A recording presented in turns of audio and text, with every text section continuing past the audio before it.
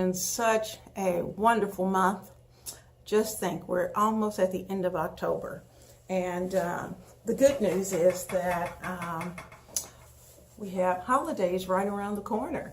And we've certainly had blessed days. I've done a lot of traveling most of this month. And that's why I've been a little MIA. But I'm happy to be back in my regular routine and ready to go. This week, our meal planning is going to be based on, number one, things that we love. And number two, a lot of prep is going to be done, just getting ready for Thanksgiving. And not only Thanksgiving, but Christmas, and you got a little bit going on with Halloween. Typically, Halloween is the official day for an official fall pot of chili. And I haven't made chili other than when the kids were down at the beach, and that was one of their requests because that's something they like. And I thought, I have to stay with the tradition. They know Halloween, that's what we do. So on Halloween, we'll go to visit with them, go trick-or-treating with them, walk around the neighborhood and just enjoy. I love seeing them in their little costumes, and we've got cheerleaders, we've got unicorns, we've got all kinds of funny things that are going on, and certainly it is a time strictly for children. I want to say one thing that's very serious, and that is that I'm asking each and every person to keep praying every day for peace. And certainly, I love each of you who view. This is a situation. This is a birth. This channel was a birth of something that had been laid on my heart for a very long time, and there are days I think I'm floundering, trying to figure things out. But I am a firm believer that God gives us what we need, and that He will direct us and tell us exactly the direction that we need to go. I feel like as a mom, as a grandmother, as a wife, that I need to be vital in that move to prepare the young women who are coming along. There are a lot of things that they're not seeing and that they don't know. They don't know what they're supposed to be doing. And many of them are floundering, and there's no reason for it.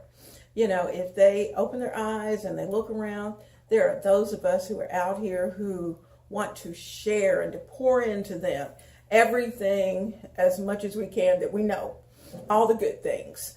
And if, something crazy goes on, they need to know how to bounce. They need to know how to balance work and home and children and husbands and all of those things. They need to know how to do that. And I learned by watching someone else, and I hope they will learn, because they may not be able to see that person every day. They may not even live close to their mothers or their aunts every day. And so because of that, they are technology oriented. They always have those phones. They're always taking pictures. They're always listening to things. So let's give them quality things to be able to use as tools to research. I have been inspired by many other YouTubers to, as I started to research what was out there. And, there are a lot of women who have that same desire. So I have to think it wasn't just a message to me. It was a message to women across the world. And as we traveled this past month to Europe, I saw moms doing some of the things that we are doing. And I also talked with young women who need what we're trying to share with them. So let's make sure our game is tight. I certainly am trying to tighten mine up and make sure that everything's perfect. So we are going to meal plan this week. We're going to have everything laid out so that we're ready to go. This week's meal plan, because we're going to be in and out of the house, we may not have as many meals at home. We're going to do some eating out this week, but you know, that's the way it is. That's life. That's life. That's just it. So enjoy. I will try to encourage each week.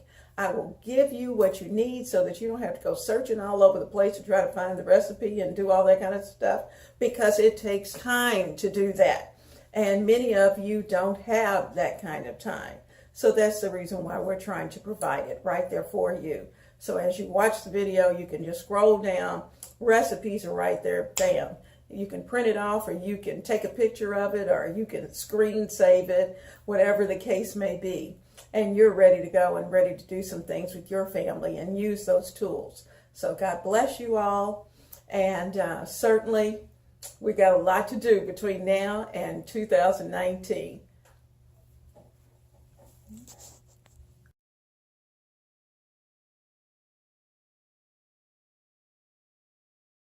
Dinner is going to be spaghetti.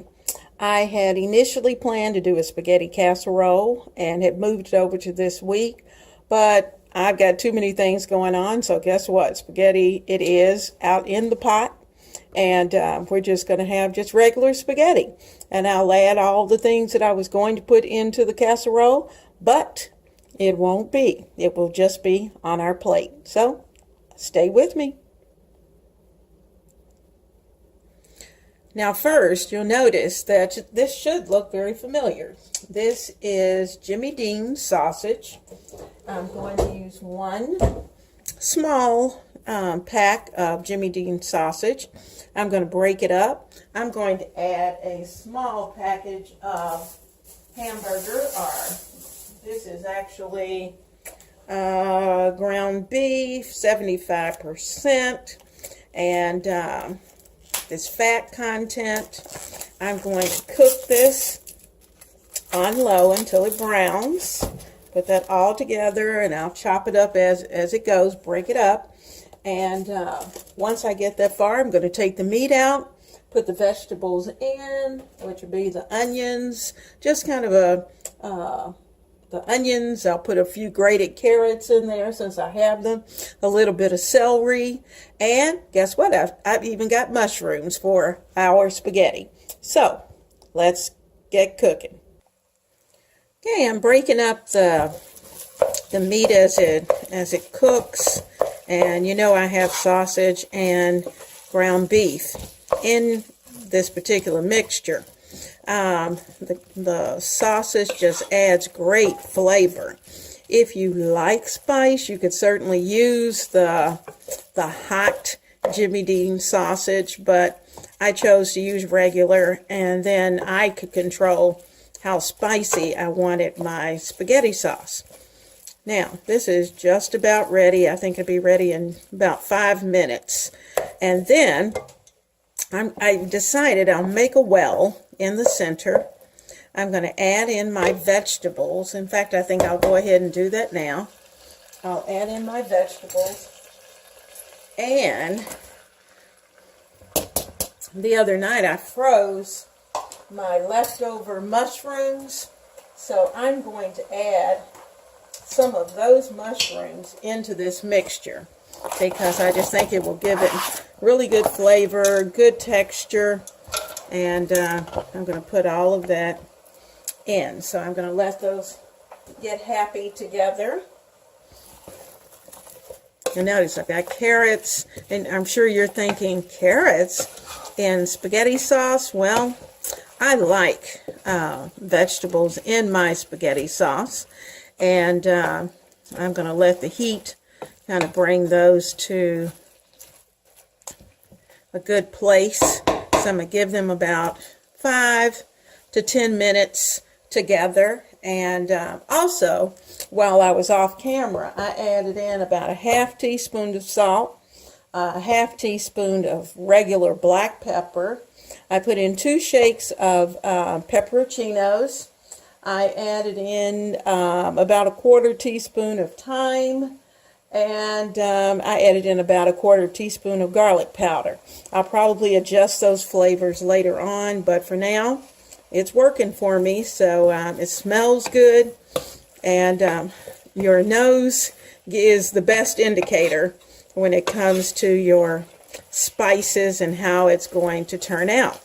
Now, I have a full can of whole tomatoes that I will add to this.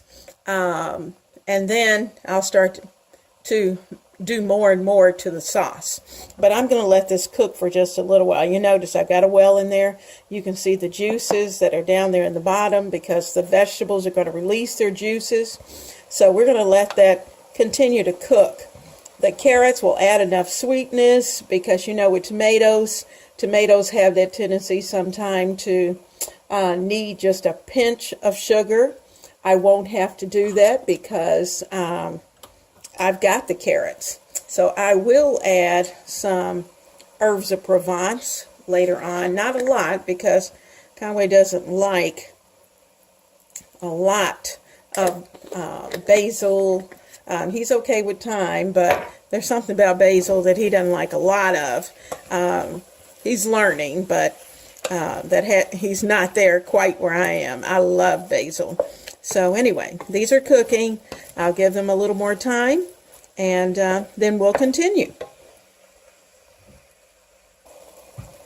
Okay, I'm adding in 3 anchovies that I've chopped up really good, and they actually came in olive oil.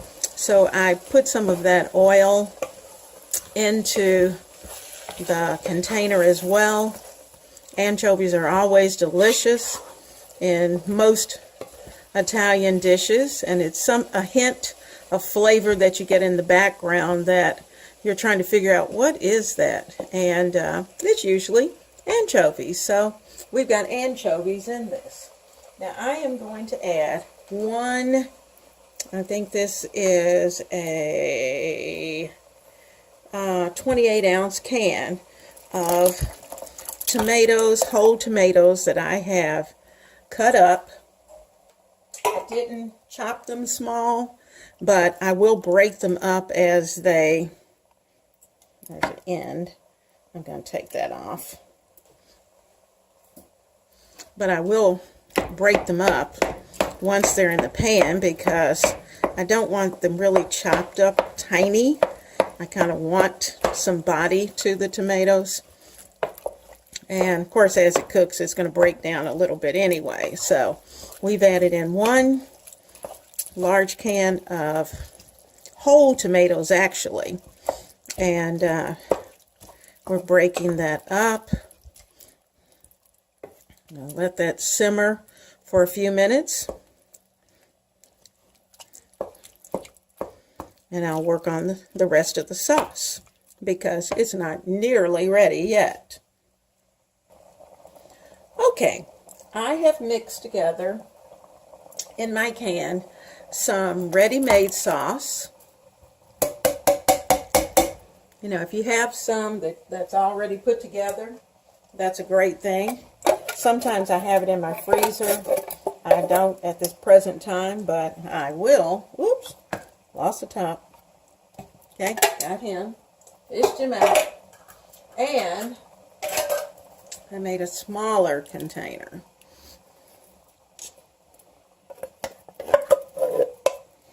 Heinz has a delicious ready-made sauce as well. So I'm putting those together with what I've put together.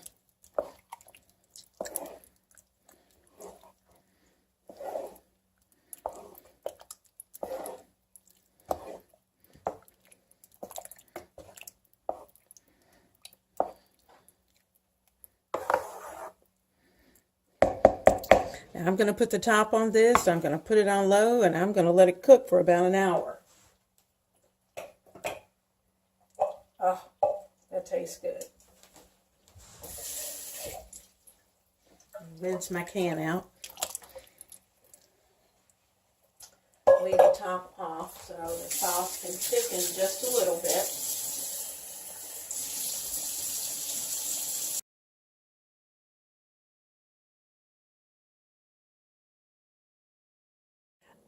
I have been very busy today and working hard.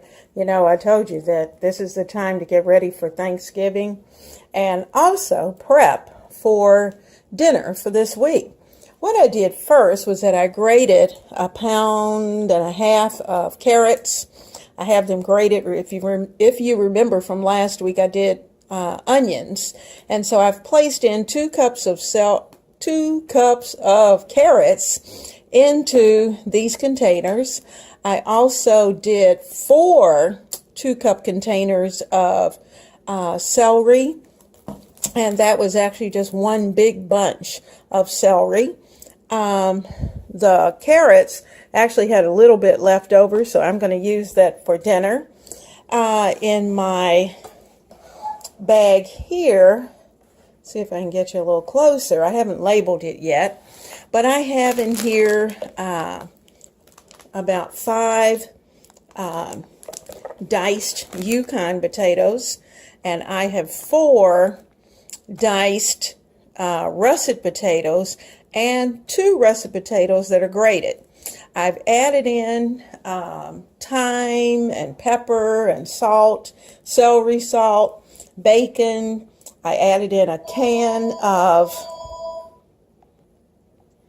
All right, in this Ziploc bag, as I said, I have my potatoes, I've got thyme, I've got pepper, I've got the salt, I've got garlic, I've got my bacon is diced in there.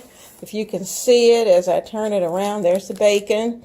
I added in some celery salt and also some pepperoncino, just a little sprinkle of red pepper to go in there. The purpose for grating the last couple of potatoes, particularly the russets, is that will help thicken the potato soup.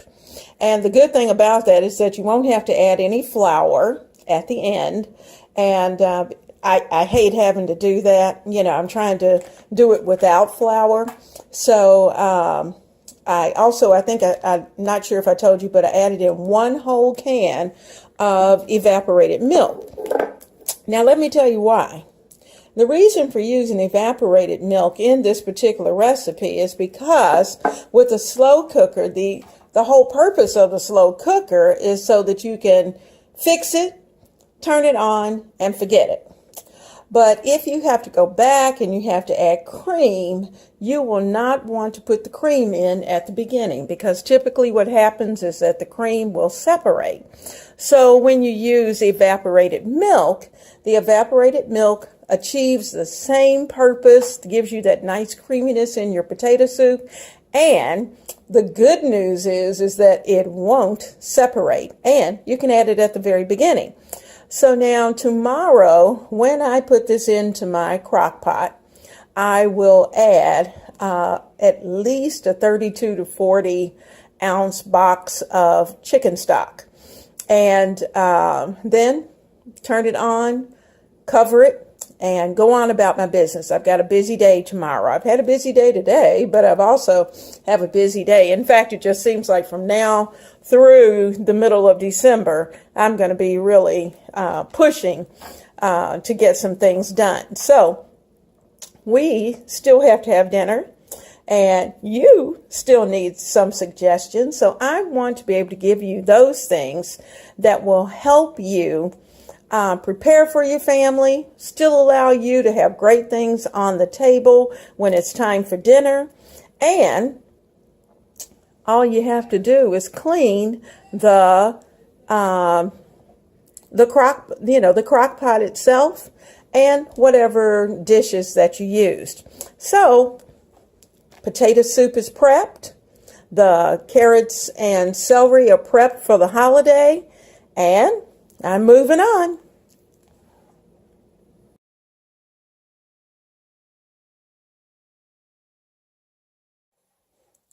In my mixing bowl, I have, I'm getting ready for some honey oatmeal bread. And I have 1.5 cups of oatmeal that I placed in earlier. and I'm using old-fashioned oats. I added in a cup of milk and a half cup of boiling water. Sometimes I'll just use straight potato water that's left over from boiling potatoes. I added in 3 tablespoons of butter, which you can see those 3 tablespoons. There's 2 teaspoons of salt, a 1/4 cup of honey, a tablespoon of brown sugar. I have I'm going to plug in the mixer. I'm going to let it go for a little while just to kind of get well mixed. And then I'm going to add in about 3.5 to 4 cups of bread flour. And actually, what I have in my container is kind of a 50-50 mix, which I use a lot. I'll also put in 2 packages of instant dry yeast and probably about another, I may do a taste more of honey, and also 2 beaten eggs. So I'm going to leave this on a low speed, and I'll add the dry ingredients later. So I'm going to mix this up real good, put the eggs in and the yeast, and give it a chance to sit for a few minutes, and then I'll add in the bread flour.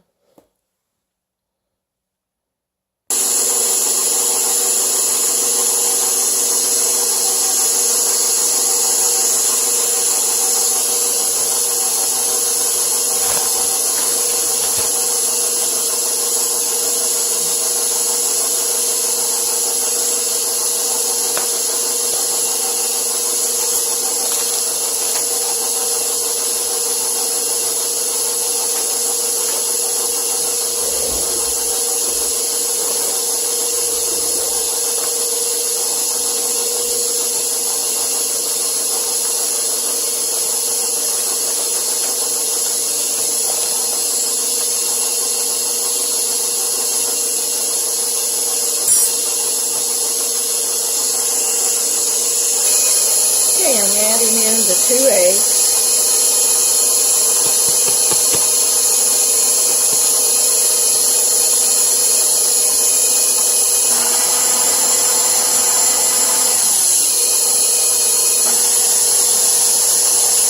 I'm going to let it run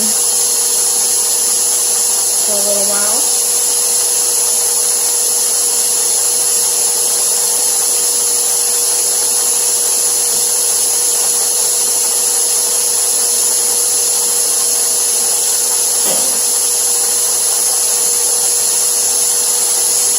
And I'm going to start to add a cup of flour.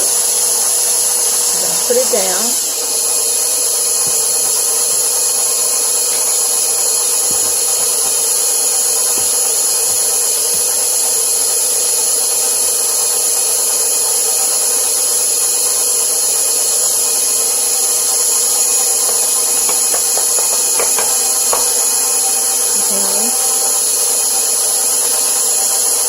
I'll just keep adding. I've added in 3 cups of flour, and I'm going to let this come together and see where it is. The only way that you know that you have enough flour is that it starts to clean all the sides of the bowl. So if that happens, then I know we're ready to go. And if not, I may have to add just a tad more flour to the mixture. But if it stays very loose like this, I'll know automatically there's just not enough flour in it.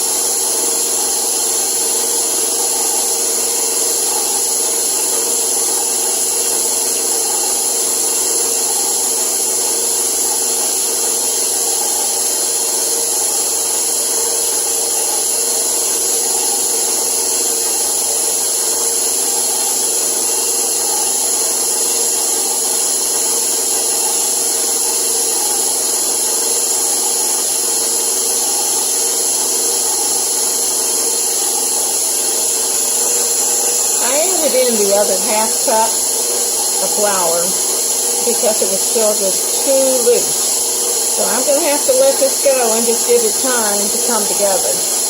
You have to be patient with bread.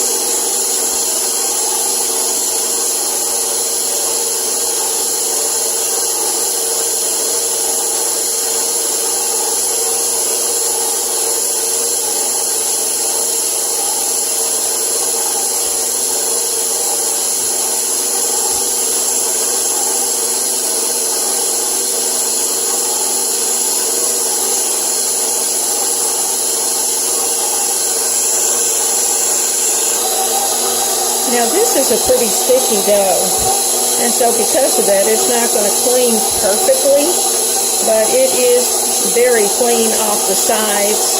And I'm going to let it I'm going to put it on a timer for about the next 6 minutes and just let it run. Alrighty, we are at the end of the 6 minutes. And as you can see, our bread is ready to go. Now what I'm going to do is that I'm actually going to place it into a container that I'll show you in just a minute, that I can put this in the refrigerator and I can bake it whenever I want.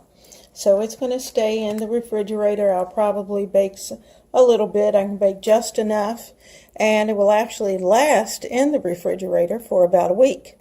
So this is going to be our bread for the week with our meals, and I can take it out fresh, roll the rolls, and allow it to rise.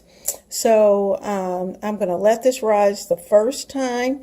I'm going to put it in the container, cover it, let it rise, then I'll punch it down and put it in the refrigerator. The dough out of the mixing bowl. As you can see, there's the mixing bowl. It's out of the mixing bowl. And now I've placed it into this container.